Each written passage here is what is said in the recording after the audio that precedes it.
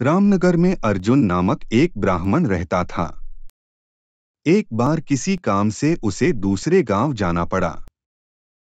उसकी मां ने कहा, पुत्र, तुम अकेले मत जाओ, किसी को साथ ले लो। ब्राह्मण ने कहा, मां, इस रास्ते में कोई ऐसा डर नहीं है, मैं अकेला ही चला जाऊंगा। फिर भी चलते समय उसकी मां एक केकड़ा पकड़ लाई और बोली, तुम्हें जाना ही है तो इस केकड़े को साथ ले जाओ। एक से दो भले, समय पड़ने पर काम आएगा।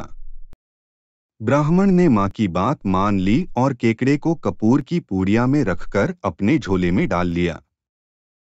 भयंकर गर्मी पड़ रही थी। परेशान होकर ब्राह्मण रास्ते में एक पेड़ की छाया में लेट गया। उसे नींद आ गई। उसके सो जाने पर उस पेड़ के नीचे बिल से एक सांप निकला। वह ब्राह्मण के पास आया तो उसे कपूर की गंध आने लगी।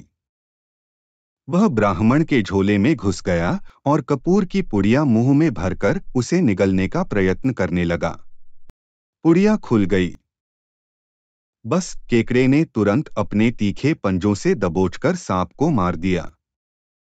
ब्राह्मण की आंख खुली तो वह हैरान रह गया।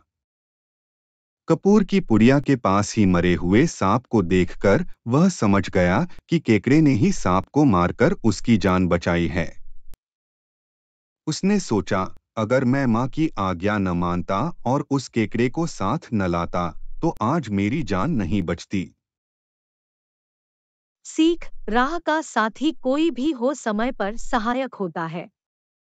कहानी सुनाकर चक्रधर ने कहा, इसलिए कहता हूं कि यात्रा में कोई दुर्बल व्यक्ति भी साथ हो तो वह समय पर सहायक होता है। चक्रधर की यह बात मानकर सुवर्णसिद्री ने उससे विदा ली और लौट पड़ा।